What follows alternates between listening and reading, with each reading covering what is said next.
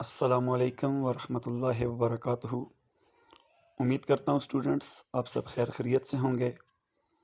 तो आज की क्लास हम इस हदीस मुबारक से स्टार्ट करते हैं। रसूलुल्लाह सल्लल्लाहु अलैहि वसल्लम ने इरशाद फरमाया, जो चीज़ सबसे ज़्यादा जन्नत में दाखिल करेगी वो अल्लाह ताला का डर और अच्छे अखलाक हैं। और हमें अल्लाह ताला का डर भी हर वक्त हमारे दिल में होना चाहिए, और हम जब भी एक दूसरे से बात करें तो अच्छे अखलाक से पेश आएँ। तो यही हमारा अच्छा रवैया हमें जन्नत में ले जाने का सबब बन सकता है। और हमारे प्यारे आका के बारे में अल्लाह ने फरमाया कि ए हबीब, आप अखलाक के आला दर्जे पर फाइज़ हैं। तो अखलाक के ऊपर बहुत ज़्यादा दर्स दिया जाता है आपको। तो अल्लाह का डर भी अपने अंदर पैदा करें और अपने अखलाक को भी अच्छा बनाने की कोशिश करें। तो आइए आज के टॉपिक की तरफ चलते हैं। आज हमारा टॉपिक है थ्योरम 11.1।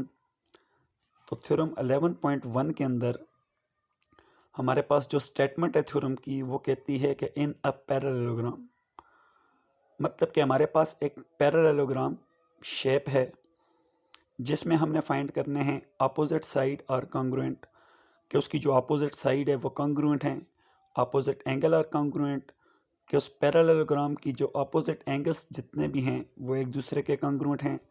और तीसरे नंबर पर जो चीज़ फाइंड आउट करनी है वो है the diagonal bisect each other, जो ये दरमियान से, मतलब ए से सी की तरफ जो लाइन गई हुई है या बी से डी की तरफ जो लाइन गई हुई है, तो ये जिस पॉइंट पर कट कर रहे हैं ये इनका मिड पॉइंट है।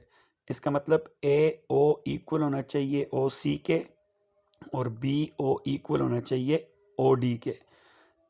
तो डायगोनल बाइसेक्ट ईच अदर का ये मतलब है। बाइसेक्ट का मतलब है किसी लाइन को अगर कोई लाइन कट करती है तो वो बिल्कुल दो इक्वल पार्ट्स के अंदर कट करे।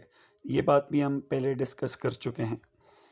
तो पैरेललोग्राम फिगर क्या होती है इसके बारे में हम बाकायदा एक वीडियो बना चुके हैं, वो आप देख चुके होंगे। तो आइए इस थ्योरम को सॉल्व करने की कोशिश करते हैं। हमारे पास सबसे पहले जो गिवन है, गिवन में उसने कहा हुआ है कि इन अ पैरेललोग्राम, हमें पता है कि पैरेललोग्राम एक ऐसी फिगर होती है जिसकी अपोजिट साइड्स आपस में कॉन्ग्रुएंट होती हैं, पैरेलल होती हैं। तो in a quadrilateral A B C D, एक आपने मतलब पैरेललोग्राम फिगर बनाई, उसको ए बी और सी और डी के नाम से मेंशन किया। आपने कह दिया कि ए बी जो है वो पैरेलल है डी सी के, और इसी तरह बी सी जो है वो पैरेलल है ए डी के। और ये जो डायगोनल हैं ए सी और बी डी, ये आपस में जिस जगह पर कट करते हैं उस पॉइंट को हमने नाम दे दिया ओ का, आप देख सकते हैं। उसके बाद जो चीज़ हमने प्रूफ करनी है, प्रूफ में मैंने पहले आपको बता दिया था कि हमने क्या प्रूफ करनी है, कि उसकी अपोजिट साइड्स इक्वल हैं। तो अपोजिट साइड्स कौन कौन सी हैं हम देख सकते हैं। ए बी की अपोजिट साइड है सी डी, तो A B is congruent to D C, ये हमने प्रूफ करना है। और ए डी की अपोजिट साइड है बी सी, तो A D is congruent to B C, ये अपोजिट साइड्स दोनों हमने इक्वल प्रूफ करनी है। उसके बाद दूसरे नंबर पर अपोजिट एंगल आर कॉन्ग्रुएंट। तो अब अपोजिट एंगल कौन से बन रहे हैं, angle A D C is congruent to angle A B C. अब ए डी सी में एंगल डी की बात हो रही है और ए बी सी में एंगल बी की बात हो रही है। जो मिड में लिखा जाता है उस एंगल की बात हो रही है। इसका मतलब एंगल डी इक्वल होना चाहिए एंगल बी के, और एंगल ए इक्वल होना चाहिए एंगल सी के। इसके बाद तीसरे नंबर पर जो चीज़ हमने इसमें फाइंड आउट करनी है, प्रूफ करनी है, वो है जी the diagonal bisect each other, मतलब कि ओ ए इक्वल होना चाहिए ओ सी के, पहले भी डिस्कस कर चुका हूँ, और ओ बी इक्वल होना चाहिए ओ डी के। तो ये चीज़ें हमने प्रूफ करनी है। जो चीज़ हमने प्रूफ करनी है वो हमने प्रूफ के अंदर लिखना है। उसके बाद जो कंस्ट्रक्शन है हमारी, इस कंस्ट्रक्शन में ये जितने भी हमने मतलब पैरेललोग्राम बनाई है, इसको हमने बस लेबल किया हुआ है। वी लेबल द एंगल्स, हमने angle 1, angle 2, angle 3, angle 4, angle 5 and angle 6 के नाम से इन एंगल्स को लेबल किया हुआ है। और हमारे पास इधर जो एंगल 1 है वो अल्टरनेट एंगल है एंगल 4 के, और एंगल 2 एंगल अल्टरनेट है एंगल 3 के। ये देख लें, दो पैरेलल लाइंस की वजह से ये दो एंगल्स क्रिएट हो रहे हैं। तो ये हमारे पास अल्टरनेट एंगल हैं, जबकि 5 और 6 हमारे पास वर्टिकल एंगल्स हैं। किसी एक पॉइंट्स पर जो दो अपोजिट एंगल होते हैं वो हमारे पास वर्टिकल एंगल्स कहलाते हैं। वर्टिकल एंगल्स भी हमेशा आपस में इक्वल होते हैं और अल्टरनेट एंगल्स भी हमेशा आपस में इक्वल होते हैं, ये बात आपने याद रखनी है। तो अब हम चलते हैं अपने प्रूफ की तरफ। तो प्रूफ में आपको पता है हम स्टेटमेंट और रीज़न देते होते हैं। तो प्रूफ की जानब चलते हुए हम सबसे पहले एक दो ट्रायंगल्स की करस्पॉन्डेंस करते हैं। पहली ट्रायंगल ए बी डी की करस्पॉन्डेंस करते हैं सी डी बी के साथ। अब आपने ये देखना है कि जो हमारे पास ट्रायंगल ए बी डी और बी डी सी, ये दो ट्रायंगल, अब इसके जो बाइसेक्टर आ रहा है हमारे पास ए और सी की तरफ, इसको आपने मतलब अभी इग्नोर करना है, इसको इस पर आपने नज़र नहीं रखनी। ये जो बी और डी की तरफ जो डायगोनल जा रहा है, इसको नज़र रखते हुए आप देखें तो हमारे पास दो ट्रायंगल्स बन रही हैं।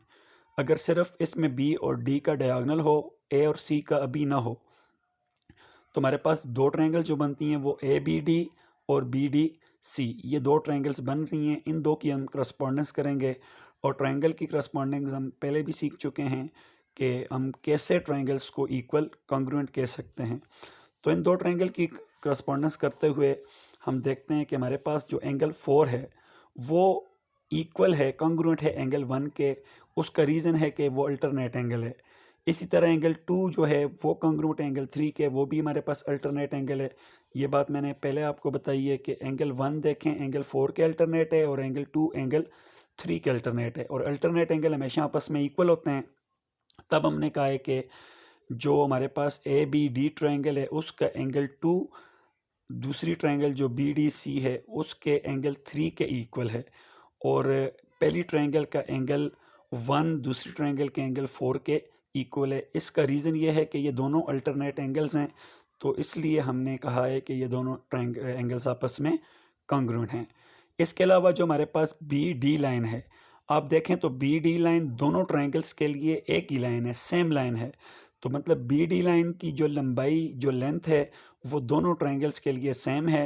तो हम कह सकते हैं कि बी डी लाइन इक्वल है बी डी लाइन के, क्योंकि दोनों ट्रायंगल के अंदर ये वाली लाइन कॉमन लाइन है। इसकी लेंथ दोनों ट्रायंगल के लिए सेम ही है। तो हमने एक ट्रायंगल में ये देखा कि हमारे पास दो एंगल और एक साइड इक्वल प्रूफ हो चुकी है, तो हम कह सकते हैं कि triangle A B D is congruent to triangle C B D. अब इसका रीज़न लिखेंगे हम A S A equal to A S A, मतलब कि angle side angle equal to angle side angle. तो जब किसी भी ट्रायंगल में तीन चीज़ें इक्वल साबित हो जाएं तो हम उस ट्रायंगल को इक्वल कह देते हैं। अब इस ट्रायंगल में हमारे पास दो एंगल और एक साइड इक्वल साबित हुई है, तो तब हमने इन दो ट्रायंगल को इक्वल कह दिया है।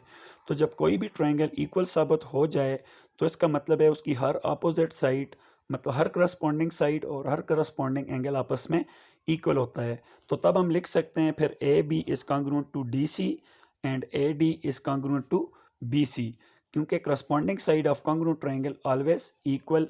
इसी तरह angle A equal to angle C, corresponding angle always congruent.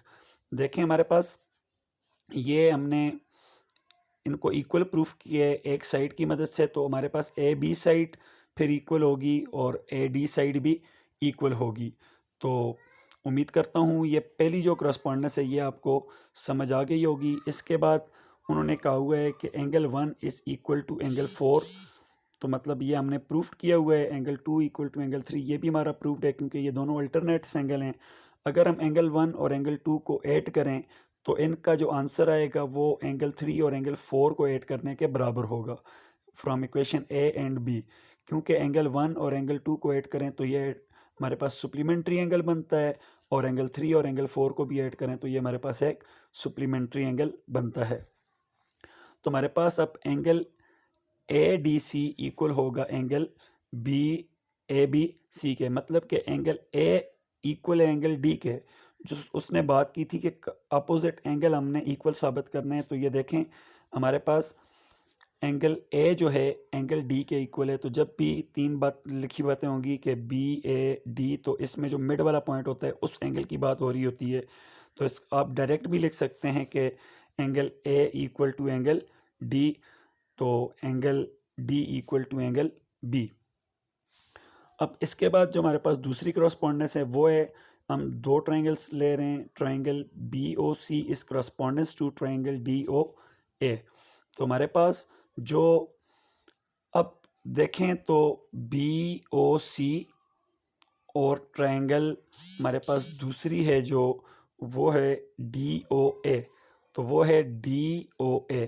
इन दो ट्रायंगल्स की जस्ट करस्पॉन्डेंस कर रहे हैं हम, बाकी दो ट्रायंगल्स को यहाँ पर इग्नोर करेंगे हम। इन दो ट्रायंगल को अगर इक्वल साबित कर देते हैं तो इसका मतलब है कि उनके जो बाइसेक्ट्स कर रही हैं डायगोनल वो भी एक दूसरे के इक्वल हैं।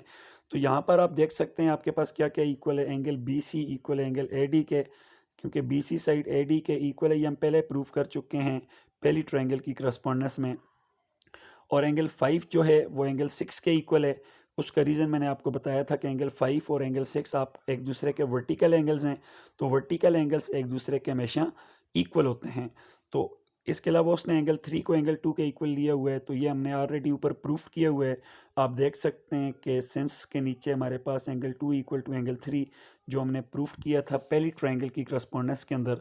तो इस ट्रायंगल में भी हमारे पास अगर आप देखें तो तीन चीज़ें प्रूफ हो चुकी हैं, एक साइड और दो एंगल।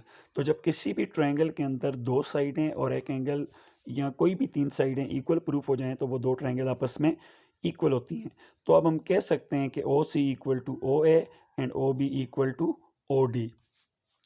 तो अब ये देखें हमने अगर इस दो ट्रायंगल को इक्वल साबित किया है तो इसकी हर साइड, जिस तरह OC इसकी एक साइड है, ये इसकी करस्पॉन्डेंस दूसरी ट्रायंगल में जो साइड है वो है OA।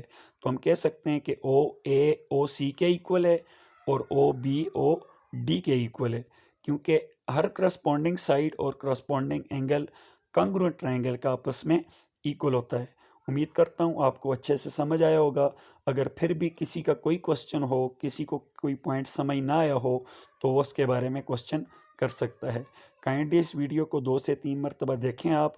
उम्मीद है कि आप इसको अच्छी तरह समझ जाएंगे और कोशिश करें साथ पेन और कापी लेकर अलग अलग आप ट्रायंगल्स बनाकर जिनकी करस्पॉन्डेंस कर रहे हैं उनको अलग अलग बनाकर आप जब देखेंगे तो आपको बहुत अच्छी तरह से समझ आएगी। शुक्रिया जी।